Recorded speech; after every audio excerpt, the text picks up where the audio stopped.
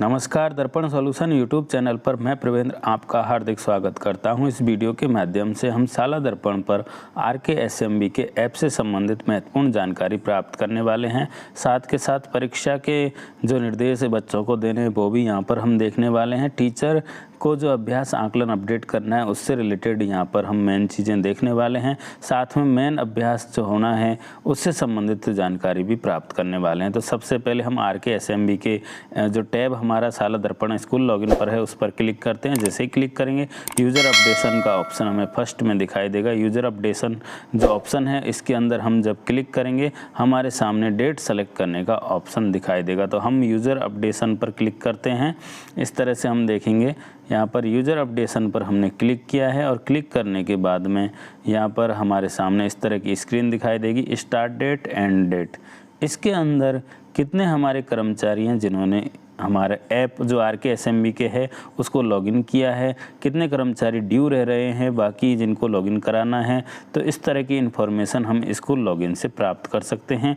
यहाँ grade wise option है, all करना चाहें तो ऑल का ऑप्शन भी है और सबसे लास्ट में गो बटन है। जैसे हम गो पर क्लिक करेंगे हमारा यहाँ डाटा शो हो जाएगा, हमारे 100% टीचर लॉगिन कर चुके हैं।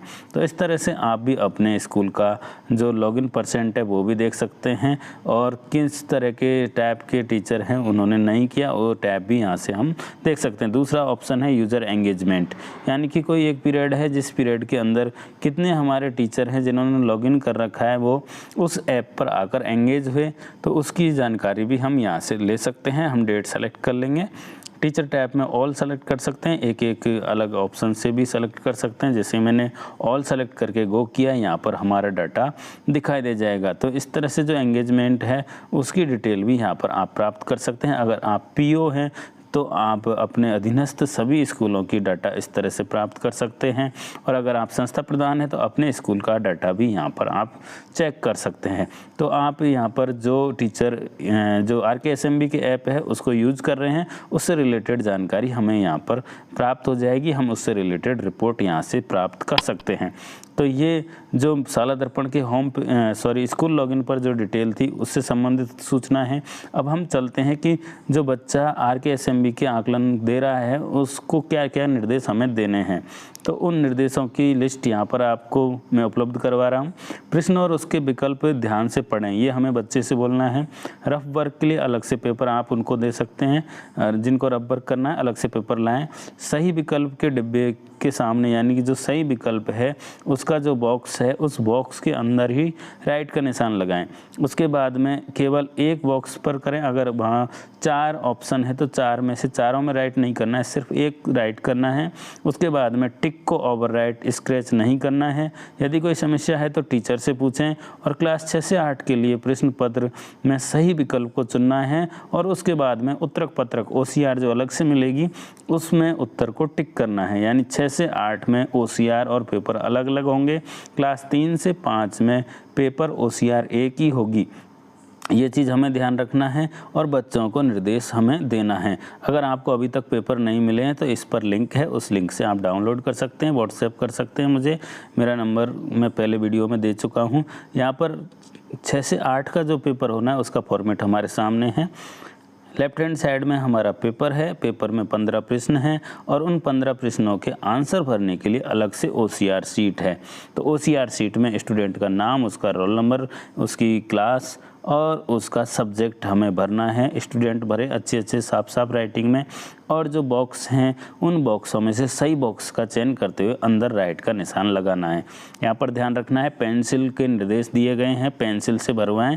तो इस तरह से हमने कक्षा 6 से 8 का देख लिया। अब 3 से 5 का जो पेपर होना है 15 प्रश्न हमारे इसमें होंगे और इन 15 प्रश्नों के उत्तर उसी प्रश्न के नीचे 4 बॉक्स बनाए हुए हैं उनके अंदर भरने हैं, राइट का निशान लगाना है। तो इस तरह से दोनों पेपरों में अलग अलग है। 6 से 8 में OCR शीट है, इसमें OCR और पेपर दोनों एक साथ है। तो इसलिए यहाँ पर लिखा हुआ है ये एकीकृत प्रश्न और उत्तर पत्रक है। इसमें प्रश्न और उत्तर दोनों एक शीट में ही है। विभाग द्वारा प्रिंट करके प्रत्येक विद्यार्थी के लिए भेजा जाएगा जो हमारा मुख्य आकलन होना है उसके लिए।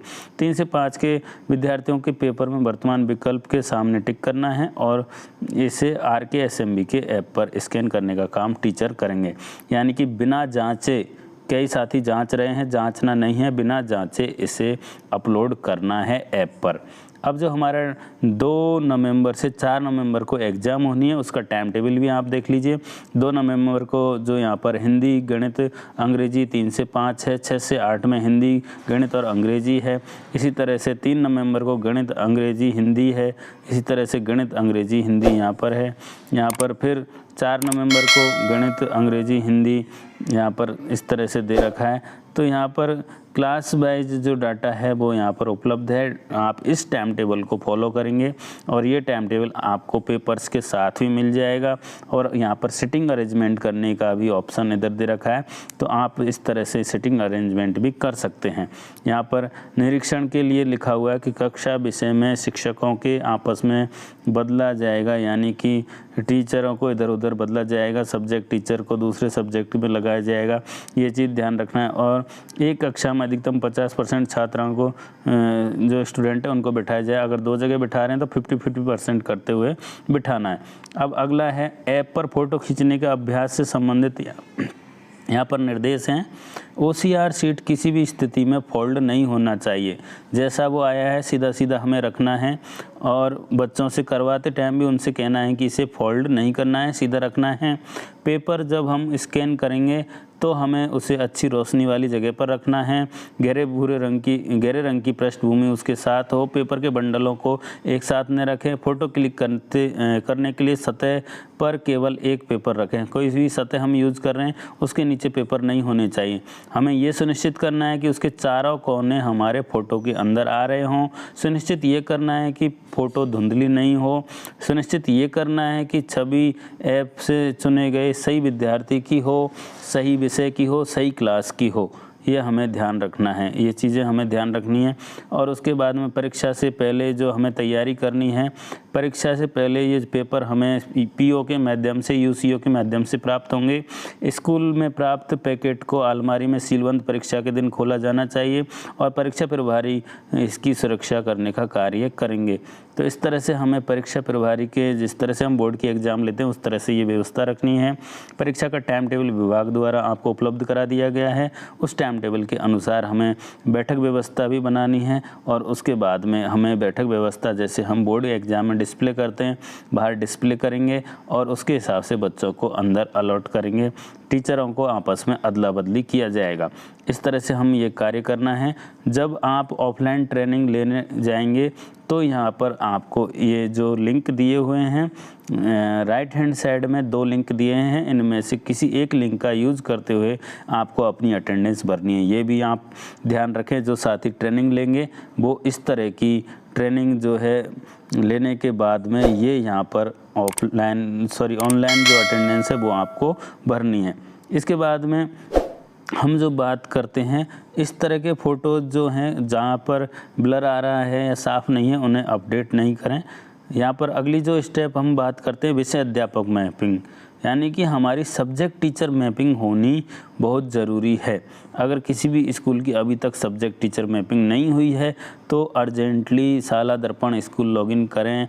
स्कूल लॉगिन करने पर रिजल्ट टैब में जाए, रिजल्ट टैब में जाकर रिजल्ट एंट्री में जाएं और वहाँ पर सब्जेक्ट टीचर मैपिंग, विषय अध्यापक की मैपिंग मिलेगी, उस पर जाकर अपडेट करें।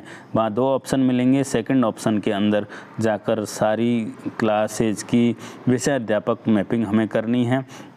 उसके बाद में आपको अगली स्टेप पर जो चलना है, ऐप का आकलन चरण जो अभी हम कर रहे हैं अभ्यास, उस अभ्यास को करते हुए जब हम मेन एग्ज़ाम का आकलन करेंगे तो आपको सबसे पहले असेसमेंट बटन पर क्लिक करना है, क्लास सब्जेक्ट का चयन करना है और जैसे क्लास सब्जेक्ट चयन करेंगे स्टूडेंट ओपन हो जाएंगे और स्टूडेंट को सेलेक्ट करना है। स्टूडेंट का नाम दिखाई देगा। कैमरा खोलने की यहाँ पर परमिशन लेगा। उससे पहले यहाँ पर जो स्टूडेंट है उसके उपस्थिति का ऑप्शन भी है अगर एब्सेंट है तो, और आगे की जो आप कैमरा ऑप्शन से खोलेंगे तो आपको स्कैन करने का ऑप्शन मिलेगा। आप उस जो OCR है या कार्यपत्रक जो जिस पर स्टूडेंट ने काम किया उसे हम फ़ोटो के माध्यम से अपलोड करेंगे। अपलोड करने के बाद सुनिश्चित करेंगे कि हमने जिस स्टूडेंट का फ़ोटो खींचा, स्टूडेंट के पेपर का फ़ोटो खींचा है वो के वही पेपर ये है, और उसको सबमिट करेंगे। सबमिट करते ही हमारा सफलतापूर्वक हो गया है। आकलन पूरा करने पर हमें 100 सिक्के दिए जाएंगे। कक्षा आकलन पूरा करने पर आपको पदक भी मिलेगा। तो इस तरह से ये स्टेप होंगी। इन स्टेपों को आप कंप्लीट करेंगे तो आपका जो मेन एग्ज़ाम 2 से 4 नवंबर के बीच में होना है, उसकी जो हमें OCR अपडेट करनी है, इस तरह की OCR होंगी। जो क्लास 3 से 5 की है वो लेफ़्ट हैंड साइड में है, राइट हैंड साइड में 6 से 8 के लिए जो OCR होगी वो यहाँ पर आपको शो हो रही है। चारों कोने कवर होते हुए आप इसको अपडेट करेंगे। तो हम आपको ले चलते हैं RKSMB के ऐप पर। जैसे आप लॉगिन करेंगे, अपडेट ज़रूर कर लें। ऐप अपडेट करने के बाद जैसे आप क्लिक करेंगे लॉगिन पर, तो आपको इस तरह से लॉगिन दिखाई देगा और यहाँ पर क्लास दिखाई देंगी जो आपके मैप हो रही हैं। जैसे हम आगे बढ़े पर क्लिक करेंगे, आज आप किस कक्षा विषय के विद्यार्थी की प्रविष्टि कर रहे हैं उसका सिलेक्शन करना है। अब हम क्लास पर क्लिक करेंगे। यहाँ पर हमारे 3 क्लास मैप हो रही है, तो हम क्लास कोई सी भी एक क्लास सेलेक्ट करते हुए जिस स्टूडेंट पर काम करना है उस क्लास को सेलेक्ट करेंगे। तो हमें जो OCR अपडेट करनी है उस क्लास को यहाँ पर सेलेक्ट करना है। जिन साथियों के ये आगे नहीं बढ़ रहा है वो अपडेट ज़रूर कर लें। गूगल क्रोम को भी एक बार अपडेट कर लें, और उसके बाद में जो आज लेटेस्ट अपडेट 14 अक्टूबर को आया है उसको अपडेट करते हुए काम करेंगे तो आसानी से काम हो जाएगा। हमने क्लास सेलेक्ट कर लिया, सेक्शन सेलेक्ट कर लिया, अब वो सब्जेक्ट सेलेक्ट कर लिया जिस पर हमें OCR अपडेट करनी है, और आगे बढ़ेंगे तो हमारे सामने इस तरह से दिखाई देगा पूरा नहीं हुआ। 31 स्टूडेंटों का पूरा नहीं हुआ, सफलतापूर्वक 0, यानी कि अभी तक हमने कोई काम नहीं किया। आपके विद्यार्थी में हम नीचे स्टूडेंट देखेंगे, हमारे सारे स्टूडेंट हमें नीचे दिखाई देंगे। तो इस तरह से जब हम काम करेंगे तो हमारे सामने जो क्लास हमने सेलेक्ट की, जिस सब्जेक्ट को हमने सेलेक्ट किया, वो ध्यान रखना है कि हमने हिंदी सेलेक्ट किया है तो हिंदी की OCR हमें अपडेट करनी है। जैसे हम स्टूडेंट के नाम पर क्लिक करेंगे, यहाँ पर हमें स्टूडेंट के नाम, पिता का नाम, क्लास और सब्जेक्ट दिखाई देगा। फ़ोटो अपलोड करे पर हमें क्लिक करना है। जैसे ही क्लिक करेंगे कैमरा खोले का ऑप्शन मिल जाएगा, हम कैमरा खोले पर क्लिक करेंगे। अगर आपने गैलरी में अपलोड कर रखी है तो गैलरी खोलने ले सकते हैं। इस तरह से गैलरी ओपन हो जाएगी। आप परमिशन दीजिए, गैलरी आपकी ओपन हो जाएगी। मैंने बैक किया है, वापस से मैं कर रहा हूँ। फ़ोटो अपलोड करे पर हम क्लिक करेंगे। जैसे हम अपलोड करे पर क्लिक करेंगे, कैमरा खोलें, फर्स्ट ऑप्शन दिखाई देगा, रद्द करें। आप उसको कैंसिल करना चाहते तो रद्द करें पर क्लिक करके आप उसको बंद कर सकते हैं। मैंने कैमरा पर क्लिक किया, आपको यहाँ परमिशन मांगी जाएगी, आप उस परमिशन को दें जिससे कि आपका कैमरा वर्क करे। अगर आप उसको डिक्लाइन कर देते हैं तो आपका कैमरा वर्क नहीं करेगा, आपको सेटिंग में जाकर वापस से उस परमिशन को देना पड़ेगा। मैंने यहाँ पर गलत फ़ोटो अपलोड कर दिया है। अब मैं इसको सत्यापित करें और आगे बढ़े पर क्लिक करूँगा। आप इस तरह से देख लीजिए कि जो साथी कह रहे हैं कि नहीं हो, कैसे पता करेगा कि वो सही चढ़ा है या नहीं चढ़ा, तो इस तरह का एरर आपको यहाँ पर दिखाई दे जाएगा। जैसे हमने यहाँ पर गलत फ़ोटो को अपलोड किया है, नीचे सत्यापित करें और आगे बढ़े पर क्लिक करेंगे, हमको एरर दिखाई देगा। हमने यहाँ क्लिक किया है, क्लिक करने के बाद में हमें यहाँ एरर दिखाई देगा और उस एरर को हमें दूर करना है। अगर आपने सही OCR अपडेट नहीं किया तो अपलोड की गई फ़ोटो स्पष्ट नहीं है अथवा आपके द्वारा चुने गए क्लास विषय अलग हैं, कृपया जांचें और दोबारा फ़ोटो अपलोड करें। इस तरह का मैसेज आपको दिखाई देगा। आप सही जो OCR है उसे सही सतह पर, टेबल पर रखकर आप फ़ोटो खींच सकते हैं। एकदम अच्छा फ़ोटो आएगा और उसे अपलोड करना है। तो इस तरह से जब हम कर लेंगे तो सफलतापूर्वक हुए में हमारे स्टूडेंट बढ़ते जाएंगे और इधर हमारे स्टूडेंट कम होते जाएंगे। तो इस तरह से हम उस तस्वीर की जो हमें खींचना है उसके लिए मोबाइल को सीधा रखते हुए एकदम टेबल पर रखें और एकदम मोबाइल को बिना हिलाए हमें फ़ोटो खींचना है जिससे कि ब्लर नहीं आए।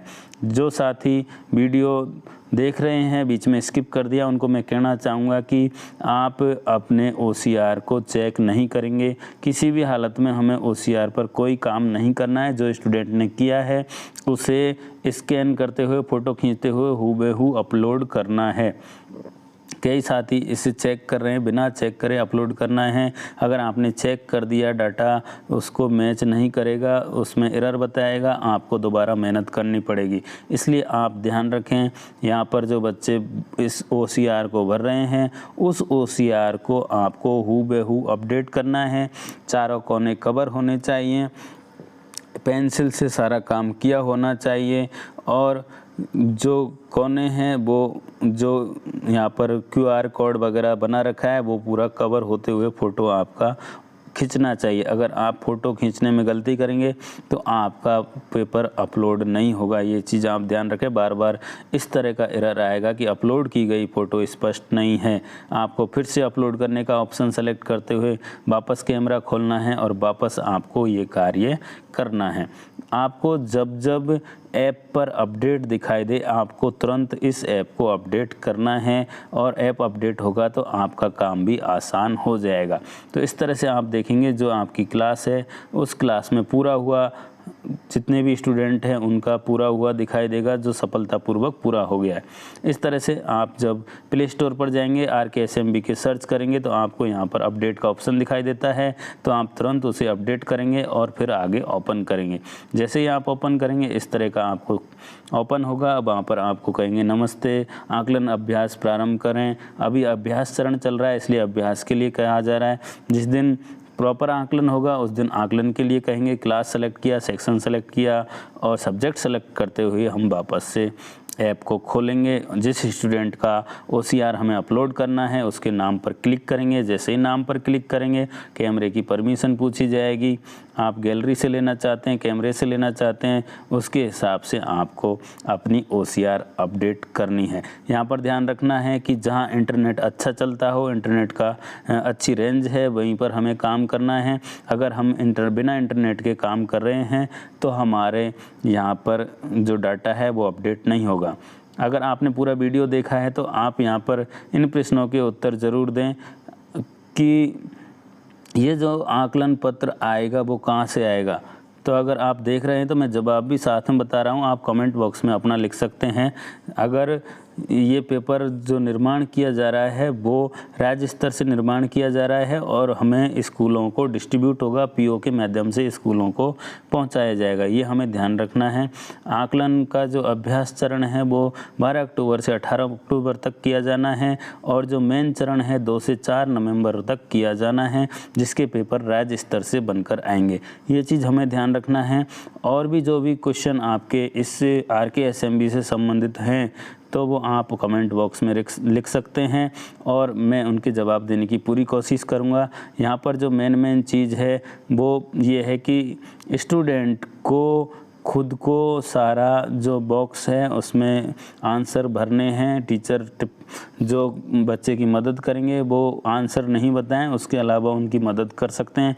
ये निर्देशों में साफ है। अगर आपने अभी तक वो PDF नहीं देखी है 42 पेज की, उसे आप अच्छे से पढ़ लें। उसमें आपके सारे जो प्रश्न हैं उनका समाधान आपको मिल जाएगा। यहाँ पर टीचर को कॉपी चेक नहीं करनी है।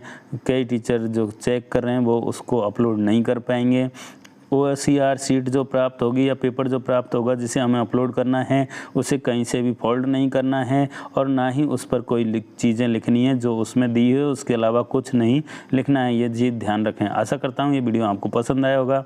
वीडियो पसंद आया हो तो लाइक करें, कमेंट करें और अधिक से अधिक साथियों के साथ शेयर करें जिससे वो RKSMB से संबंधित अपनी समझ विकसित कर सके। धन्यवाद।